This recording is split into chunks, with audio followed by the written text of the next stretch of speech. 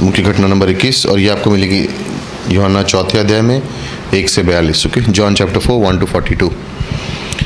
और ये यीशु मसीह का सामरी स्त्री के संग जो बातचीत हुई उसके बारे में है। Okay, John chapter 4। क्यों गए यीशु मसीह वहाँ पर? क्योंकि परमेश्वर ने वहाँ पे अगुवाई की। वर्स नंबर 4 अगर जॉन का देखेंगे, 4 अध्याय का 4 पंक्ति देखेंगे तो उस तरह से लिखे है, और उसको सामरिया से होकर जाना अवश्य था। क्यों जाना अवश्य था? क्योंकि पवित्र की अगुवाई थी।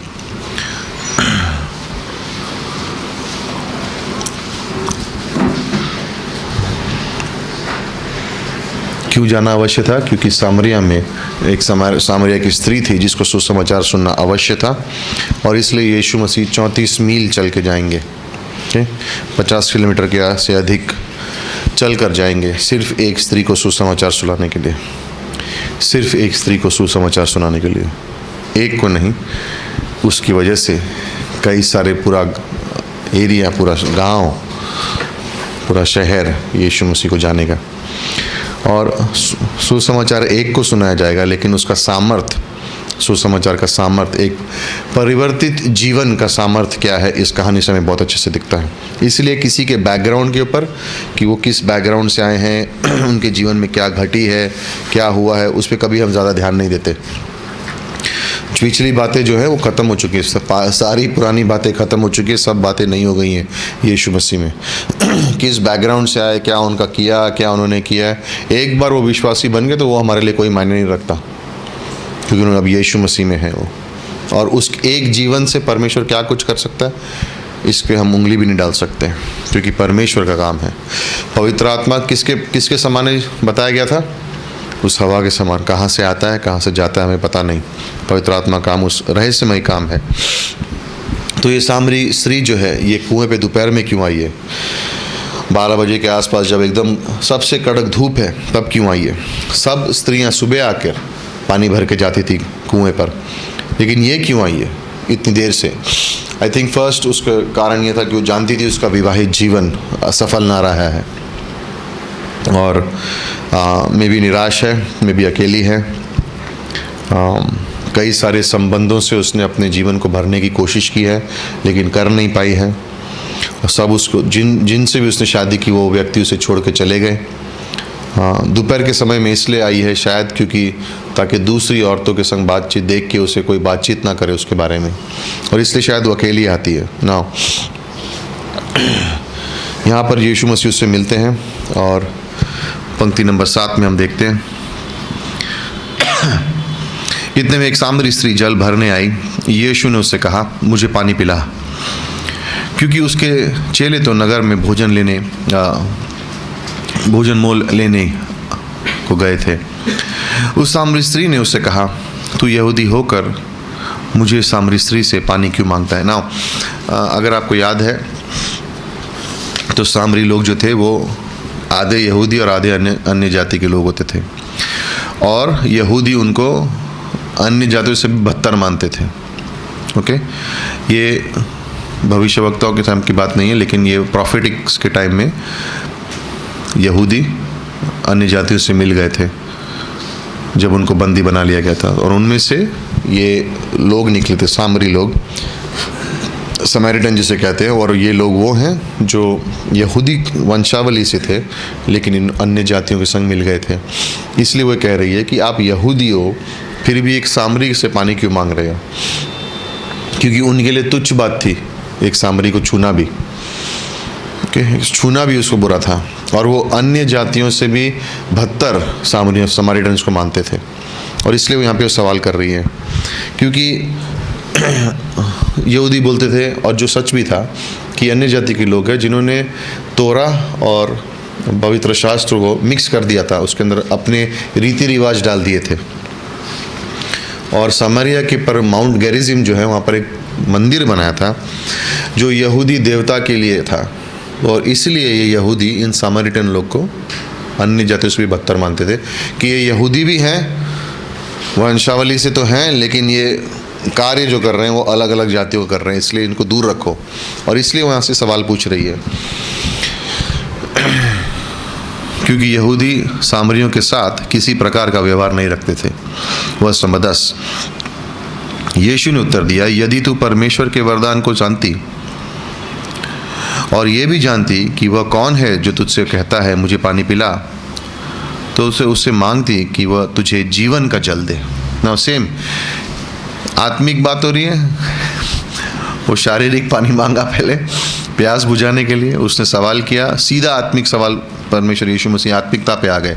क्यों? जैसे हमने कहा, आत्मिक जीवन ज़्यादा ज़रूरी है परमेश्वर के लिए। हमारे प्राणों के ऊपर परमेश्वर का ज़्यादा ध्यान है कि हमारे प्राण नरक में ना जाए। तो ज़्यादा बातचीत नहीं कर रहे हैं, लेकिन घूम फिर के इस जगह पे उसको ले आएंगे जहाँ पर वो सवाल पूछने को मजबूर हो जाएगी और जिसका जवाब यीशु मसीह खुद हैं।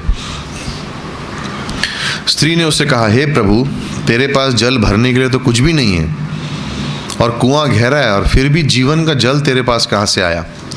याद है 3 अध्याय में उन्होंने कहा, इस मंदिर को गिराओ और मैं इसको 3 दिन में खड़ा कर दूंगा। और उन्होंने कहा, अरे 46 साल लग गए। यहाँ पे सेम सवाल है, आत्मिक बात कर रहे हैं और शारीरिक जवाब आ रहा है। समझ नहीं है, आत्मिक बातों की समझ नहीं है। क्या तू हमारे पिता याकूब से बड़ा है, जिसने हमें ये कुआं दिया और आप ही अपनी संतान और अपने पशुओं समेत इसमें से पिया? यीशु ने उसको उत्तर दिया, जो कोई ये जल पिएगा वो फिर प्यासा होगा, परंतु जो कोई उस जल को में से पिएगा जो मैं उसे देता हूँ, वो फिर अनंत काल तक प्यासा न होगा, वरन जो जल मैं उसे दूंगा वो उसमें से सोता बने जाएगा, जो अनंत जीवन के लिए उमड़ता रहेगा। स्त्री ने उससे कहा, हे प्रभु, वो जल मुझे दे, ताकि मैं प्यासी ना हूँ और ना जल भरने की इतनी दूर आऊँ। यीशु ने उससे कहा, जा अपने पति को यहाँ बुला ला। जब वो नहीं समझ रही है तो यीशु मसीह उसको सवाल पूछ रहा है ना। यहाँ देखना, यहाँ पे यीशु मसीह उसको जब भी बात कर रहा है उसे दंड देने की आज्ञा नहीं है, उसे डांट रहा नहीं है, बट उसको एक आत्मिक रूप से उसको अगुवाई कर रहा है। स्त्री ने उसे उत्तर दिया, मैं बिना पति के हूँ। यीशु ने उससे कहा, तू ठीक कहती है, मैं बिना पति के हूँ, क्योंकि तू 5 पति कर चुकी है और जिसके पास तू अब है वो भी तेरा पति नहीं है। ये तूने सच ही कहा है। स्त्री ने उससे कहा, हे प्रभु, मुझे लगता है कि तू भविष्यवक्ता है। हमारे बाप दादाओं ने इस पहाड़ पर आराधना की और तुम कहते हो कि वो जगह जहाँ आराधना करनी चाहिए यरूशलेम में है। यीशु ने उससे कहा, हे नारी, मेरी बात का विश्वास कर कि वह समय आता है कि तुम न उस पहाड़ पर पिता की आराधना करोगे न यरूशलेम में। तुम जिसे नहीं जानते उसकी आराधना करते हो और तुम जिसे जानते हैं उसकी आराधना करते हैं, क्योंकि उद्धार यहूदियों में से है। परंतु वो समय आता है, वरन अब भी है, जिसमें सच्चे भक्त पिता की आराधना आत्मा और सच्चाई से करेंगे, क्योंकि पिता अपने लिए ऐसी ही एक आराधना की ढूंढता है। परमेश्वर आत्मा है और अवश्य है कि जो कोई उसकी आराधना करने वाला आत्मा और सच्चाई से आराधना करे। एंड यहाँ पे एकदम क्लियर यीशु मसीह उनको सिखा रहे हैं और यीशु मसीह को कह रहे हैं, यीशु मसीह को कह रही है कि नाउ जब इन बातों को आप देखोगे तो 2 बार उसने यीशु मसीह ने उसको बताया और 2 बार वो एक तरह से इनकार कर रही है सुनने के लिए कि यीशु मसीह क्या कहने की कोशिश कर रहा है। यीशु मसीह उसके मन की गहराई में जो एक्चुअली अकेलापन है, निराशा है, उसको छू रहा है और वो दिखा रही है कि नहीं मुझे भी चाहिए। वो शारीरिक बात कर रही है, यीशु मसीह आत्मिक बात कर रहा है। सेकेंडली मैं सोचता हूँ इसके बारे में कि कहीं पर भी मसीह उसको डांट रहा नहीं है।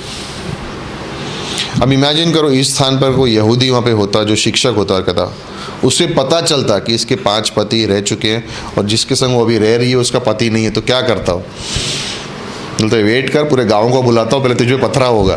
करेक्ट? बट यीशु मसीह अनुग्रह, राइट, पूरा सिचुएशन टर्न कर दिए। यहाँ पे यीशु मसीह क्या दिखा रहा है? सर्वज्ञानी है, सब कुछ पता है उसे, सब कुछ पता है। किसी ने मुझसे एक बार ये कहा था कि 6 पुरुषों के संग वो रह चुकी, लेकिन जीवन संतुष्टि नहीं आई। 7वें ने अपने वचनों से उसको बदल दिया, राइट। छः लोगों के संग। और जब हम बाइबल पढ़ते हैं 6 मनुष्य का नंबर है, 7 कहते हैं परमेश्वर का नंबर है। यीशु मसीह से मिलते ही उसका जीवन परिवर्तन हो गया। जिस चीज़ की उसको खोज थी, जो शांति, जो भी उसके जीवन में ज़रूरत थी, उसके वचनों ने पूरा कर दिया उसको। हमारे जीवन में आत्मिकता हर प्रकार की भूख को मिटा सकता है, हर प्रकार की कमी को भर सकता है। जब हम मनन करने की बात करते हैं, मनन करने का मतलब ये नहीं है कि खिड़की के बाहर खड़े होकर देखते रहो कई समय तक और जो मन में आए सोचते रहो, राइट? वो नहीं है मनन। मतलब जो मैंने पढ़ा और उसको पढ़ते जाना, सीखते जाना, समझते जाना, मेरे मन में उसको बार बार याद करना, वो मनन है, राइट?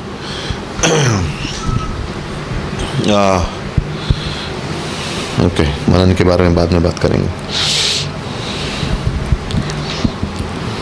वर्स नंबर 19 में वो कह रही है कि मैं समझ गई हूँ कि आप भविष्यवक्ता हो। इस टाइम पे मुझे ऐसा लगता है कि वो टॉपिक बदलने की कोशिश कर रही है कि आपको सब कुछ मालूम है, राइट? वो टॉपिक बदलने की कोशिश कर रही है और इमीडिएटली बोलना शुरू करती है। जो यीशु मसीह ने टॉपिक क्या निकाला? तेरे 5 पति रह चुके हैं और जिसके संग तू रह रही अभी नहीं है।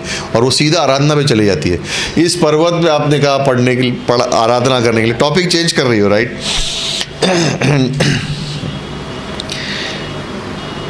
और हम इस चीज़ को कई बार देखते हैं। कई बार आप किसी के जीवन में किसी चीज़ या प्रॉब्लम को एड्रेस करो तो फट से दूसरी चीज़ के बारे में बात करना शुरू कर देते हैं। लाइक क्या एग्जाम्पल तो मैं सोच रहा था, बट ठीक है, घूम फिर के डॉम के एग्जाम्पल याद आते हैं, बट मैं बोलना नहीं चाहता, किसी को बुरा लग जाएगा। चलो फिर भी बोल देते हैं। सोच रहा हूँ मैं ऐसे इलस्ट्रेशन सोच रहा हूँ। ओके, फॉर एग्जाम्पल कोई डिवोशन पे टाइम पे नहीं आ रहा है, राइट? और पास्टर रोशन ने रूम में बुलाया, तू डिवोशन को नहीं आ रहा है 9:30 बजे। पास्टर रोशन पानी नहीं आता है, साबुन नहीं है, तो उससे क्या कनेक्शन है 9:30 बजे आने का डिवोशन पे? हाँ, बट एक्चुअली रात को मैं कल लेट आया था। मतलब मैं उदाहरण दे रहा हूँ, मैं किसी के बारे में नहीं बोल रहा हूँ, बट समझ रहे हो। उस तरह से यहाँ पे सामरी स्त्री यीशु मसीह से बात कर रही है। वो कह रहे तेरे पति को बुला। बात क्या हो रही है? जीवन के जल की, जो जीवन को परिवर्तन कर सकता है। और वो क्या कह रही है? इस पर्वत पर आराधना करते थे। आप भविष्यवक्ता हो, करेक्ट? इस पर्वत पर प्रार्थना करते थे। एंड यीशु मसीह उसको फिर से टर्न करके वहाँ पे लेकर आया था, बिकॉज उसने अभी तक यीशु मसीह को स्वीकारा नहीं है। तो यीशु मसीह यहाँ पे छोड़ने वाला नहीं है उसे। कई बार हम बोलते ना, कितनी बार गॉस्पेल शेयर के समझता नहीं, छोड़ो इसको। यहाँ पे यीशु मसीह छोड़ेगा नहीं उसको, सब कुछ जानता हो, याद रखिएगा। यीशु मसीह का यहाँ पे उसको जवाब है। क्यों? क्योंकि कई लोग धर्म, कार्य, कर्म, इन सब के बारे में बात करेंगे, लेकिन हमें परमेश्वर के बारे में सही मैसेज जो है वो पहुंचाना है, और यहाँ पे अद्भुत जवाब है यीशु मसीह का 21 से 24 में कि वो समय आ रहा है। कौन सा समय था वो? कि कलीसिया की स्थापना का, कलीसिया का समय आ रहा है, जहाँ पर लोग सच्ची आराधना करने वाले परमेश्वर की आराधना करेंगे, आत्मा में और सच्चाई में। दोनों चीज़ों की ज़रूरत है, क्योंकि परमेश्वर आत्मा है और कहीं पर भी उसका हम आराधना कर सकते हैं। ये हमें याद रखना, हमेशा याद रखना। कहाँ पर आराधना करते हो वो ज़रूरी नहीं है, राइट? लेकिन किस तरह से आराधना करते हो वो ज़रूरी है। दिखावे के लिए आराधना करना कुछ मतलब नहीं है उसका। किस तरह से मैं करता हूँ वो ज़्यादा ज़रूरी है। कहाँ मैं करता हूँ वो ज़्यादा ज़रूरी नहीं है। ऑफ कोर्स मैं चर्च में हूँ, मैं पास्टर टीचर के अंडर हूँ, सबमिटेड हूँ, कलीसिया है, वहाँ पे मेरा स्थान है। बट मैं ये चर्च में जाके मैं उस जगह पे खड़ा होकर भी आराधना नहीं कर सकता हूँ। मैं गाते गाते भी एक्चुअली आराधना नहीं कर रहा हूँ, मेरा ध्यान कहीं और हो सकता है। वो परमेश्वर उस आराधना को नहीं सोचता, वो आराधना नहीं है। सिर्फ ताली बजाए, खड़े हुए, गीत किए, वो आराधना नहीं है। लेकिन सच्ची आराधना आत्मा और सच्चाई से है, जहाँ पर मैं पवित्र आत्मा के अधीन हूँ और सेकेंडली उसके वचनों के द्वारा उसके बारे में सोच रहा हूँ। जब मैं गीत गा रहा हूँ और जो मैं पंक्तियाँ देख रहा हूँ, तो क्या वो पंक्तियाँ मुझे परमेश्वर की ओर ले जा रही हैं? क्या उस पंक्तियों को पढ़कर मैं परमेश्वर के बारे में सोच रहा हूँ मेरे गाते हुए? वो आराधना है। दुख की बात है कि आज बहुत सारा फोकस जो है वो दिखावे पे है, किस तरह से मैं गा रहा हूँ, मेरी ट्यूनिंग करेक्ट है। वो ज़रूरी है, मैं ये नहीं कह रहा हूँ कि वो बातों को ज़रूरी नहीं है, लेकिन किस तरह से मैंने गाया, मेरी आवाज़ पर ज़्यादा जोर, मेरी आवाज़ में ऊंचा ले गया, फिर मैं नीचे लेके आया, फिर मैंने सही आवाज़ में कहा, एक टोन में, वो सब बातें ज़रूरी हैं। लेकिन आराधना ज़रूरी किस लिए? परमेश्वर के वचन को सुनने के लिए मेरे मन को तैयार को करना है। सच्ची आराधना मेरे दिल को तैयार करेगी कि मैं परमेश्वर के वचन को सुनूं। आपका जो भी वर्शिप में है, अगर आप वर्शिप में हो, वर्शिप लीडिंग करते हो, बाइबल स्टडी हो या चर्च हो, कहीं पर भी हो, हमेशा याद रखना, गीत जब गाओगे इसलिए गाना ताकि लोगों के कानों को तैयार कर सको वचन सुनने के लिए। तुम कितना अच्छा गाते हो, तुम कितने अच्छे से गिटार बजाते हो, उस पर ध्यान नहीं है। वो तो परमेश्वर किसी को भी दे सकता है, किसी को भी दे सकता है। मेरी आवाज़ अच्छी नहीं तो क्या हुआ, इसका मतलब गाना नहीं गाओगे, स्तुति आराधना नहीं करोगे?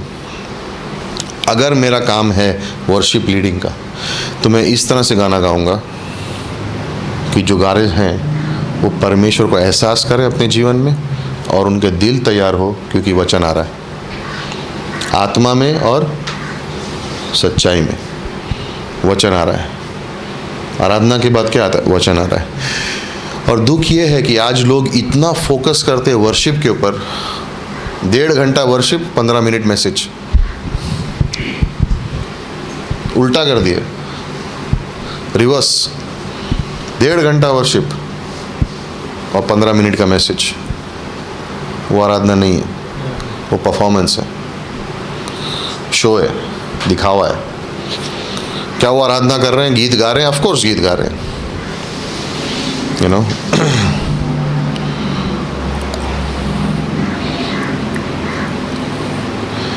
स्वर्ग में लगता है कि कोई कान में बाली पहन के, लंबे लंबे बाल बांध के यीशु मसीह के सामने से झर झुकाएंगे? लगता है? लगता है? छलांगे मारेंगे? लगता है कर पाएंगे? यहाँ कर रहे हैं ना, छलांगे मारना, सर पटकना, है ना। यीशु मसीह के सामने कर पाओगे? नहीं ना। खुश होगा वो देख के, बट लोगों को पसंद है। लोगों को पसंद है। इजराइल का पहला राजा भी यही सोचा था, उससे उसका सिंहासन ले लिया गया, राइट। उसका सिंहासन, जब उसके बारे में जब वो मरता है, मालूम है क्या लिखा है? और परमेश्वर सॉल मरा क्योंकि उसने परमेश्वर की आज्ञा अमेलेक के बारे में पूरी नहीं की थी, क्योंकि उसने पूरी तरह से अमेलेक के मामले में पूरा फॉलो नहीं किया था। और वहीं पर सॉल ने लिखा था, लोग चिंतित हो रहे थे इसलिए मैंने वेदी आके चढ़ा दी, इसलिए बलि चढ़ा दी, लोग देख रहे थे मेरी ओर, you know. And so you know, I mean, मैं किसी की ताड़ना नहीं करूंगा, बट मैं ये कहना चाहूँगा कि मैं ये सोचता हूँ कि क्या ये आप यीशु मसीह के सामने कर पाओगे? सच्ची आराधना क्या है? जो मुझे परमेश्वर की ओर नज़दीक लेके जाए, सिर्फ मेरी भावनाओं में नहीं, लाइक मुझे भावुक ना कर दे, आंखों में आंसू, ये वो, और वचन सुनने का टाइम में तो सो रहे हैं, मजा आया चर्च में, क्या हुआ, बहुत आराधना की हम लोग ने, प्रभु की इतनी स्तुति की, वचन में क्या था? क्या वचन था? You know. सो आत्मा और सच्चाई, आत्मा और सच्चाई। यीशु मसीह आए अनुग्रह और सच्चाई से भरे, आराधना आत्मा और सच्चाई से। कभी नोटिस किया वर्ड सच्चाई कभी निकला नहीं है? क्योंकि वो सच्चाई वर्ड मतलब बाइबल के बारे में है। यीशु मसीह का नाम प्रकाशित वाक्य में क्या है? सच्चा और विश्वास योग्य। सच्चा क्यों? मतलब जो भी लिखा है उसके बारे में। तो वो वर्ड सच्चाई को, वो वर्ड वचन को आप यीशु मसीह से अलग नहीं कर सकते, यू नो, लाइक नहीं कर सकते उस बातों को। कहाँ पर करते हो, किस तरह से करते हो, कैसे करते हो, ज़्यादा इम्पोर्टेंट है। हमेशा अपना मन जब आराधना कर रहे हो, और समझो गीत गाते गाते आपको एक शब्द मिल गया परमेश्वर के बारे में सोचने के लिए, और उसके बाद आप चुप रहे और आपने मनन किया और परमेश्वर की आत्मा से आपने कुछ अपने बात सुनी, वो ज़्यादा इम्पोर्टेंट वर्शिप है कि आपने सारे गीत गाए। कई बार गीत गाते गाते आप शांत हो जाते हो, बिकॉज कुछ परमेश्वर आपसे कुछ कहता है और आपको मन नहीं कर रहा है। आंख बंद करके उस पर ध्यान दो 2 मिनट के लिए, परमेश्वर शायद आपसे कुछ कह रहा है, और सुनो और उसके बाद गाओ, कोई प्रॉब्लम नहीं है। कोई आपकी ओर देख के नहीं कहेगा कि आप, और कोई कहे भी तो कुछ फ़र्क नहीं पड़ता है। मैं परमेश्वर की आवाज़ सुनने के लिए तैयार हूँ। लाइक जब आराधना के टाइम पे आप आओ, सर्विस में आने से पहले अपने मन को हमेशा तैयार करना और फालतू बातें नहीं करना। ये करना है, वो करना है, इधर मज़ा आया, वो ऐसा किया। अपने मन को तैयार करो। क्यों? आराधना में प्रभु आपसे बात कर सकता है, वचन देने के टाइम में प्रभु आपसे बात कर सकता है। मन को तैयार करके और प्रभु को बोलो, इस स्तुति आराधना के समय में मेरे मन को छुएगा। मेरी उम्मीद नहीं होगी तो कैसे छुएगा? मैं मांगूंगा नहीं तो कैसे छुएगा? थके हुए हो सकते हो, निराश हो सकते हो, और जाके बोलो प्रभु छूना मुझे आज सभा में, स्तुति आराधना में छूना, वचन के समय में छूना, प्रार्थना के समय में छूना। क्यों नहीं मांग सकते? हम लोग मांग सकते, राइट? इस पे निर्भर नहीं है कि कौन बोल रहा है, लेकिन आत्मा है, पवित्र आत्मा है जो मुझे छुएगी, वो उसका काम है, राइट? जॉन चैप्टर 14 में क्या लिखा गया? Comforter, right? जो आपके साथ आके आपको सहायता करता है, वो मनुष्य नहीं है, वो परमेश्वर है। मुझे उस आराधना की तरह सीखना है। मेरे लिए इम्पॉर्टेंट नहीं है कि मैं कि मैं एक ही पैटर्न को फॉलो करूँ। और आराधना कोई एक तरीके से नहीं होती है, एक ही चीज़ बार बार करे जा रहे हो, नहीं। अपने मन को खुला रखना। परमेश्वर कभी भी कोई नया तरीका दिखा सकते कुछ नया करने के लिए। ये नहीं कह रहा हूँ हर हफ्ते चेंज हो जाओ, राइट? आप में से कई लोग वर्शिप में इन्वॉल्व है, इसलिए मैं कह रहा हूँ कि इसका ये मतलब नहीं कि हर संडे में कुछ करना चाहूँ नया दिखाने के लिए, ओ पवित्र आत्मा ने मुझे कहा। नहीं, वो नहीं होता है। बट इसका मतलब ये है कि मुझसे परमेश्वर कुछ ने कुछ कहा है। गीत गाने से पहले मैं एक पंक्ति शेयर कर सकता हूँ किसी के मन को तैयार करने के लिए, बीच में प्रार्थना कर सकूँ जिस तरह से परमेश्वर मुझे अगुवाई दे, ताकि लोगों के मन को तैयार करता रहूँ। याद रखना, आराधना मेरे बारे में नहीं है, परमेश्वर के बारे में। मैं लोगों को अपनी ओर आकर्षित नहीं कर रहा हूँ, परमेश्वर की ओर ध्यान भटका रहा हूँ। मेरी ओर अगर उनका ध्यान आ रहा है तो मैं उसको ऊपर लेके जा रहा हूँ।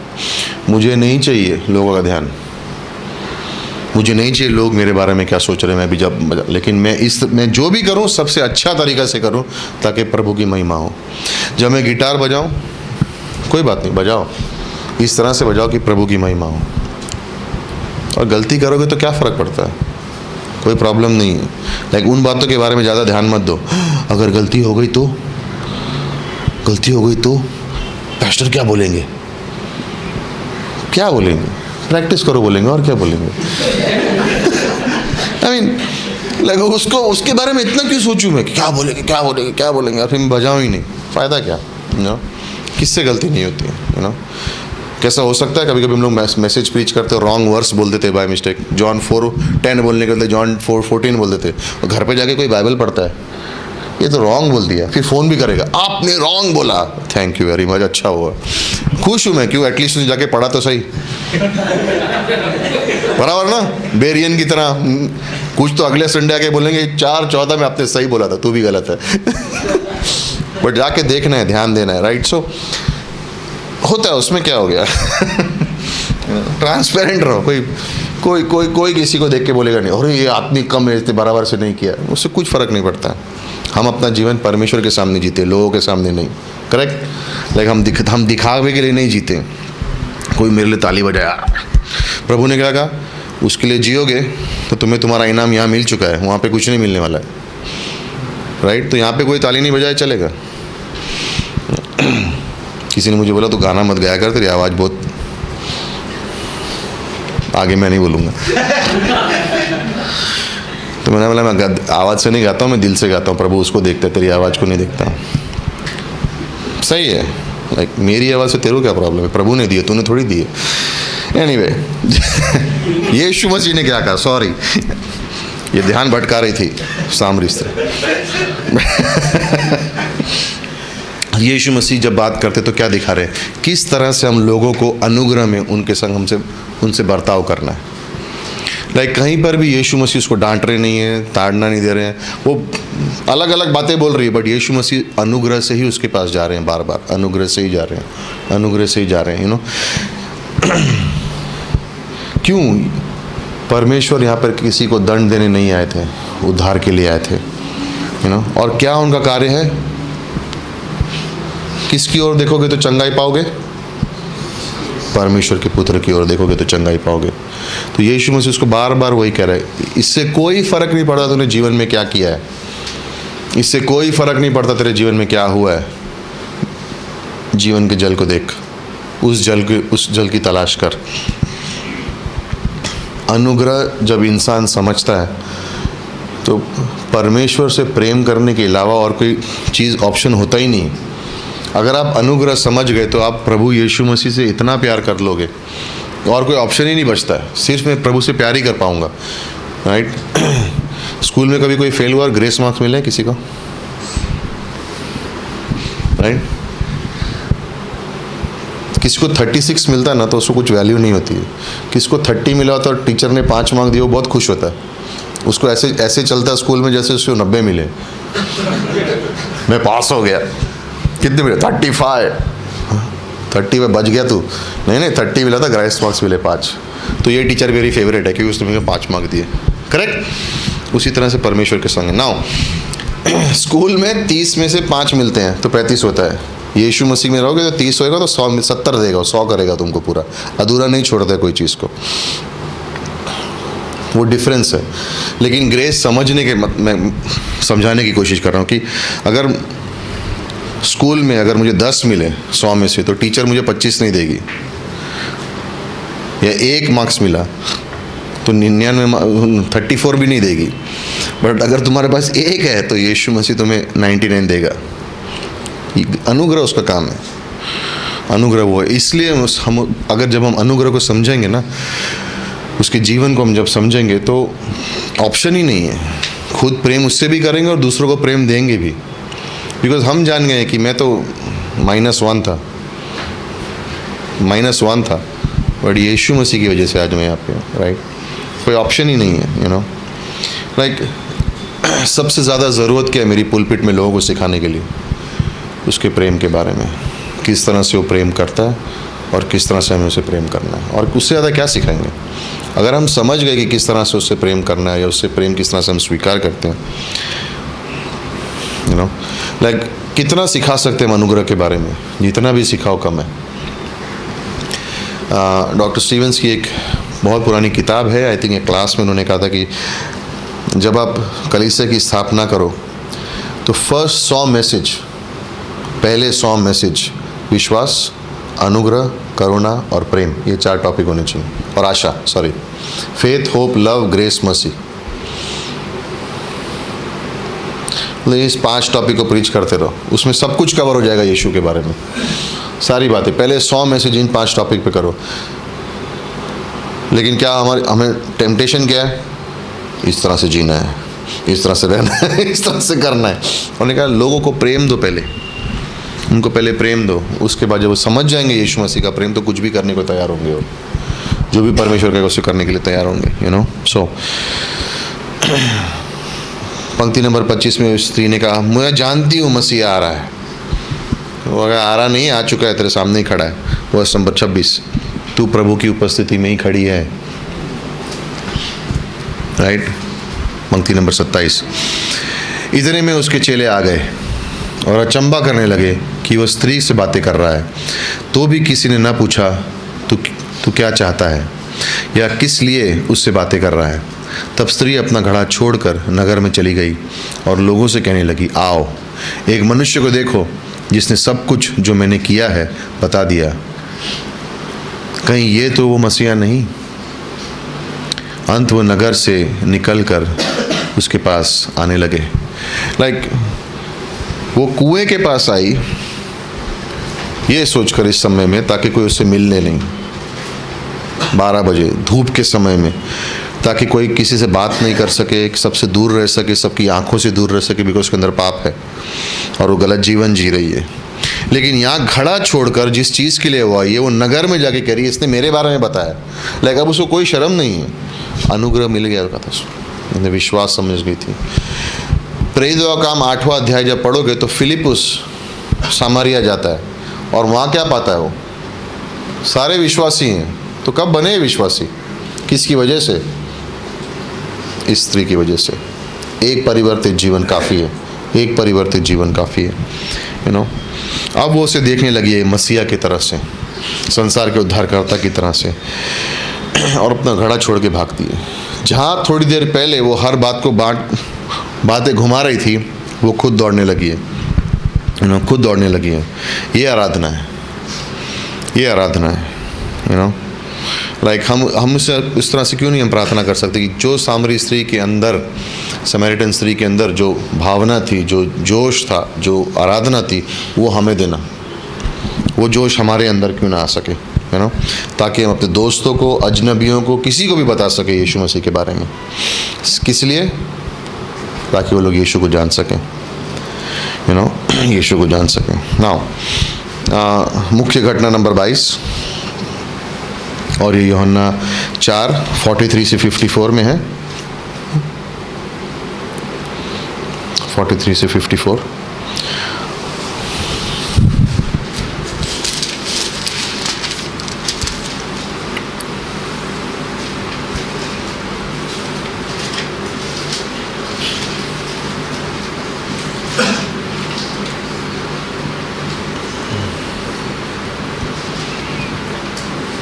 यहाँ पे वो कर्मचारी का पुत्र का चंगाई के बारे में है। ओके, सो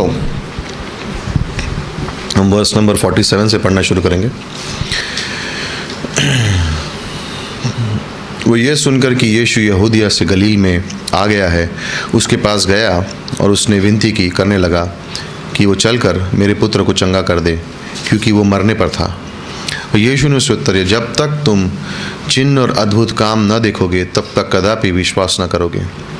राजा के कर्मचारी ने उससे ये कहा, हे प्रभु, मेरे बालक की मृत्यु होने पर है, पहले चल। यीशु ने उससे कहा, जा, तेरा पुत्र जीवित है। उस मनुष्य ने यीशु की कही हुई बात के प्रतीत और चल पड़ा। वो मार्ग में ही था कि उसके दास ने उससे आकर मिलने और कहा, तेरा लड़का जीवित है। उसने उससे पूछा, किस घड़ी वो अच्छा होने लगा? उसने उसको कहा, कल 7वें घंटे में उसका ज्वार उतर गया। तब पिता जान गया कि ये उसी घड़ी हुआ जिस घड़ी यीशु ने उससे कहा, तेरा पुत्र जीवित है। और उसने और उसके सारे घराने ने विश्वास किया। लाइक ये इंपॉर्टेंट वर्स है, उसके और उसके सारे घराने ने विश्वास किया। ये दूसरा आश्चर्य कर्म है जो यीशु ने यहूदियों से गलील में आकर दिखाया। नाउ इससे क्या दिखता है? यीशु मसीह का सामर्थ डिस्टेंस पे, दूरी पर, दूरी पर। लाइक यीशु को वहाँ जाके किसी को छूने की ज़रूरत नहीं पड़ी। उसने कहा, जा, तेरा बेटा ठीक हो गया, जीवित है। मेरा बेटा मरने पे है, जा, तेरा बेटा जीवित है। और इस बात में इस कर्मचारी के विश्वास को देखना। जैसे ही यीशु मसीह ने कहा ठीक है, उसने पूछा नहीं कभी, कैसे, कहाँ, मुला और घर पे चलने लगा। जा, तेरा बेटा ठीक हो गया, मुड़ के वापस चलने लग गया। कहीं पर भी रुका नहीं, कहीं पर भी नहीं। और ये विश्वास, और रास्ते में जब वो जा रहा था तो उसके सेवक ने आके उससे कहा कि तेरा बेटा ठीक हो गया। उसने ये नहीं पूछा कि उल्टे सीधे सवाल नहीं किया, सीधा पूछा किस समय में हुआ। ये समय में हुआ 7वें घंटे में, कल उसी समय जब यीशु ने बोला था। तो इसका कहने का मतलब क्या है? जैसे यीशु ने बोला उसने उसी क्षण पे विश्वास कर लिया। क्या वो यहूदी था? नहीं। और ये इससे हम क्या सीख रहे हैं? जब परमेश्वर कुछ कहे तो वाद विवाद नहीं करना है, उसी समय विश्वास करना है, उसी समय विश्वास करना। वर्स 53 मुझे बहुत अच्छा लगता है। और उसका और उसके पूरे घराने ने विश्वास किया, पूरे घराने ने विश्वास किया, राइट। और मे भी यहाँ पर वो सारे डॉक्टर से मिल चुका था, सब दवाइयाँ ले चुका था, सब कुछ हो चुका था।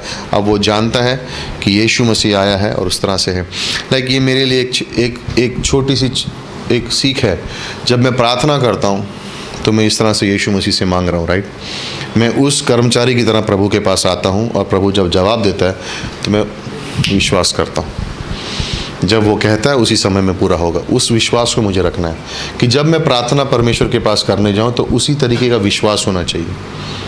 लाइक उस कॉन्फिडेंस से जाना है। इब्रानी 4 में लिखा ना कि उस कॉन्फिडेंस से मेरे पास आओ, निडर होके मेरे पास आओ, राइट। हमारी प्रार्थना हम दीवारों को नहीं बोल रहे हैं, लेकिन स्वर्ग में परमेश्वर जो बैठा है वो सुन रहा है हमारी बातें। जैसे तू है,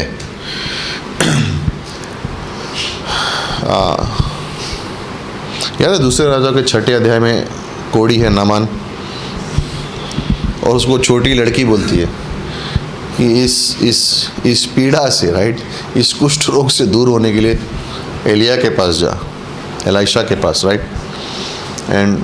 और एलाइशा उसको क्या बोलता है? यर्दन में जाके 7 बार डुबकी मारना। कभी यर्दन नदी देखोगे तो समझ जाओगे कि नमन ने ना क्यों बोला, गंदी है। लाइक हम लोग जब इजराइल गए थे यर्दन को देखा तो हरा हरा पूरा दिख रहा था, ये क्या है, इसमें बपतिस्मा कौन करेगा, यू नो। तो इसलिए नमन ने बोला। इससे अच्छी तो हमारे यहाँ पे है। तो कहने का मतलब है कि विश्वास करने के लिए, चंगाई पाने के लिए लाइक परमेश्वर ने क्या मांगा है? विश्वास मांगा है, यू नो। तो नमन क्या सोच रहा था? अगर वो मुझे कहे पहाड़ पे जाके छलांग मारो, गिरते गिरते तो ठीक हो गया, तो मतलब यीशु मसीह में सामर्थ है, राइट। और लाइक लोग है ना, कोई बड़ी चीज़ हुई तो मतलब परमेश्वर ने किया, छोटी हुई तो शायद अपने आप हो गया होगा, यू नो।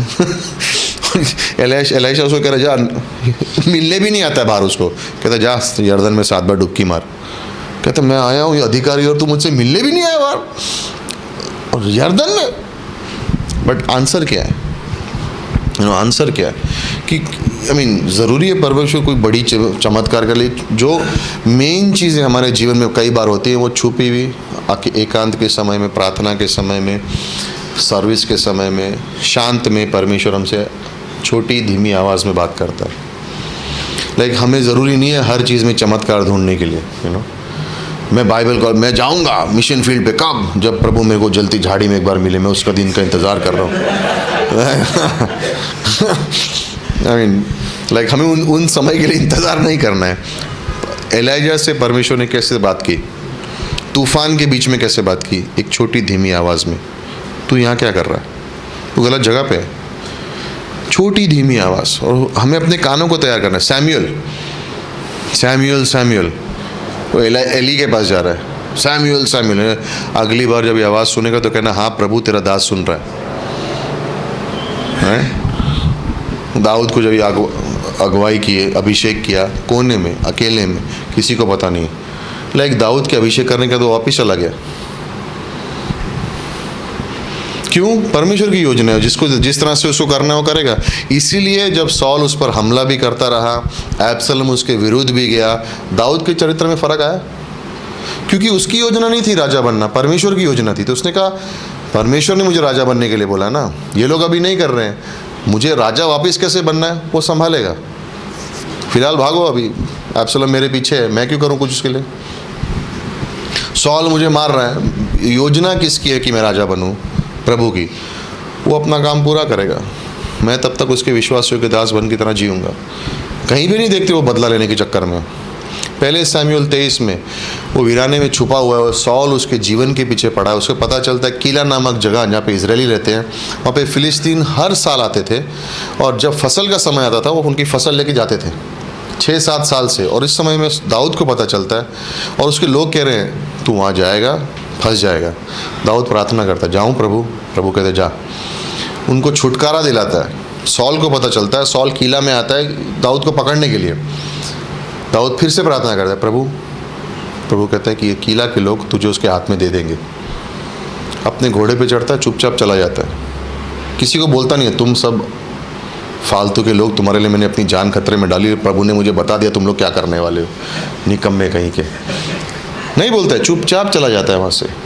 लाइक प्रभु का सेवकाई करने के लिए चाहे वो लोग मुझे इनाम देंगे या नहीं देंगे, उससे कुछ फ़र्क नहीं पड़ा। उसको उस दुश्मन से अपने लोगों को छुड़ाना है, क्योंकि वो प्रभु के लोग हैं, तो मैं उनको बचाने जाऊंगा। उसके बाद वो मुझसे कुछ भी करे। योजना किसकी थी? जाने मुझे किसने बोला? प्रभु ने। अब वो क्या बोल रहा है? वापस जा, चुपचाप।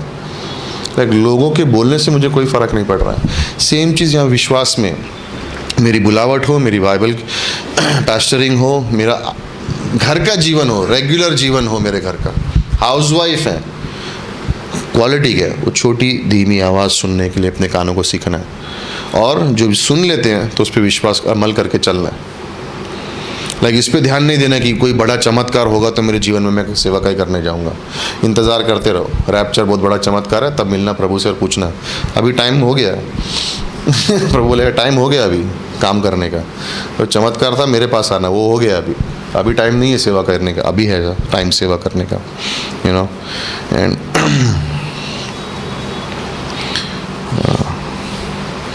प्रार्थना में जब हमेशा याद रखिए कि प्रभु इतना दूर नहीं है, मेरी आवाज़ से इतना दूर नहीं है, लेकिन मेरे मन में विश्वास होना ज़रूरी है। मुझे किसी को सुनाने के लिए प्रार्थना नहीं करनी है, किसी को दिखाने के लिए कि मेरी प्रार्थना कितनी अच्छी नहीं करना है। मुझे ये इस तरह से प्रार्थना करनी है कि मेरा प्रभु मेरी आवाज़ सुन रहा है और मैं निडर होकर प्रार्थना करना चाहिए। कोई फॉर्मूला नहीं है प्रार्थना करने के लिए। मेरा सबसे पावरफुल एक एक्सपीरियंस रह चुका है पाठशाला के संग प्रार्थना करने के लिए। बैंगलोर में कॉन्फ्रेंस के बाद हम लोग बैठे 2-2, 3-3 करके, और उनके संग बैठा और मैं तैयार था। मतलब अब ये प्रार्थना करेंगे पाठशाला और मैं सीखूंगा कैसे प्रार्थना करेंगे। कई साल पहले की बात है, 10-11 साल पहले की बात है। और उन प्रार्थना में उन्होंने बोला हे प्रभु, और उसके बाद शांत हो गए और उसके बाद एक वर्ड भी नहीं बोला। लेकिन मेरे मन में ऐसा लग रहा था कि परमेश्वर शायद इधर ही खड़ा है, आवाज़ सुन रहा है, जो बोलना है बोल दो चुपचाप। सिर्फ 2 वर्ड बोले हे प्रभु, बस, और शांत हो गए एकदम। वो मेरी आवाज़, मेरे दिल की आवाज़ को समझता है कि मैं अंदर क्या मांगना चाह रहा हूँ। 100 शब्द नहीं बोलने, 1000 शब्द में कुछ नहीं है। मैं ये नहीं कह रहा हूँ कि लंबी प्रार्थना नहीं करनी है, ऐसा कुछ नहीं है। लेकिन वो जानता है अंदर क्या है, किस चीज़ की मुझे ज़रूरत है। लेकिन मैं कैसे उसके पास आ रहा हूँ। जैसे हम आराधना के बारे में कहा, प्रेयर के बारे में भी सेम है, मेरी बुलावट के बारे में भी सेम है। किस रीति से मैं जा रहा हूँ उसके पास, क्या मेरा भाव है, क्या मैं उस पर विश्वास कर रहा हूँ जब मैं प्रार्थना कर रहा हूँ। रियली क्या मैं उस पर विश्वास कर रहा हूँ। क्या मैं प्रार्थना में ये सोचता हूँ कि मेरी प्रार्थना तो ठीक है, लेकिन मैं किसी और को बोल दूंगा वो मेरे लिए प्रार्थना करे, शायद प्रभु उनकी आवाज़ सुन सकता है। किस चीज़ का डर है। अगर मेरे जीवन में पाप है तो उसको अंगीकार करो, ख़त्म करो उसे, और प्रार्थना करके विश्वास से मांगो।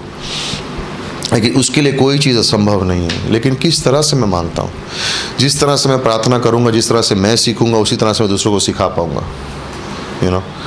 मेरा काम क्या है, सीखूँ और दूसरों को सिखा सकूँ, करूँ और दूसरों को जिस तरह से परमेश्वर चाहता है। क्या मेरा विश्वास इस इंसान की तरह हो सकता है कि प्रभु कुछ शब्द कहे और मैं कहूँ हाँ ये आपकी इच्छा पूरी हो, राइट। या प्रभु मुझे बुलाए और मैं कहूँ हाँ करेक्ट, राइट। मैं विश्वास करता हूँ जो आपने कहा है, जो आपने किया है वो होगा उस तरह से जिस तरह से आपने कहा है, और उसके अधीन बने रहूँ। हम लोग कुछ विदेशी लोग थे हमारे कलीसिया में, और हम लोग प्रार्थना के ऊपर डिस्कस कर रहे थे, और उनके दूसरे बैकग्राउंड में कुछ दोस्त थे, और किसी की तबीयत ठीक नहीं थी और प्रार्थना की ज़रूरत थी। तो सबने मिल के प्रार्थना की, और वो आदमी ने वापस फ़ोन करके बोला मैंने प्रार्थना की और देख वो ठीक हो गया। तो हमारा जो दोस्त था वो बोला था तूने प्रार्थना की कि तूने किसको प्रार्थना की, किसके ऊपर ज़्यादा ध्यान देना चाहिए। और वो लोग आपस में हंस रहे बिकॉज उसने गलती से बोल दिया था मैंने प्रार्थना की और देख हो गया वो ठीक। और वो लोग दोनों हंस रहे थे, मैं उनकी कॉन्वर्सेशन सुन रहा था, मैं उनके बारे में, वो लोग दोनों बात कर रहे थे, मैं सुन रहा था, और एक मजाक बन गया था। लोग आपस में हंसी मजाक कर रहे थे, दोस्त थे अलग अलग मिनिस्ट्री से, एक हमारे चर्च में था, एक दूसरे चर्च में था। और वो कह रहा था कि क्या किस चीज़ पर तू ध्यान दे रहा है कि तूने प्रार्थना की, तुझे ध्यान किस पे देना चाहिए, तूने किसको प्रार्थना की। तो जवाब कहाँ से आया। और वो छोटी सी मजाक की बात मेरे माइंड में बैठे, नए विश्वासी होने के नाते मैं सोचा था हाँ करेक्ट है। किसको नहीं, किसने नहीं, मैंने नहीं, किसको प्रार्थना की, जवाब देने वाला कौन है। तो उसके आधार में उस तरह से तो उस विश्वास के भाव से जाना है, जानते हुए कि जब हमें करुणा की ज़रूरत है हमें मिलेगा, राइट। जब हमें अनुग्रह की ज़रूरत है मिलेगा, हमारे समय में जब हमको ज़रूरत है उसकी, तो उस पर हमको उन बातों पे हमको ध्यान देना है। ओके, सो मुख्य घटना नंबर 22 ख़त्म, और क्लास भी हम यहीं रोकेंगे और नेक्स्ट क्लास में मिलेंगे। ओके, सो क्यों ना हम चंद्रा और सुजल के लिए प्रार्थना करें कुछ समय के लिए। अगर आपको पता नहीं है तो कल वसई चर्च में किरण, मालूम है, अगर आप लोग को पता नहीं है तो किरण, हाँ क्लास में किरण और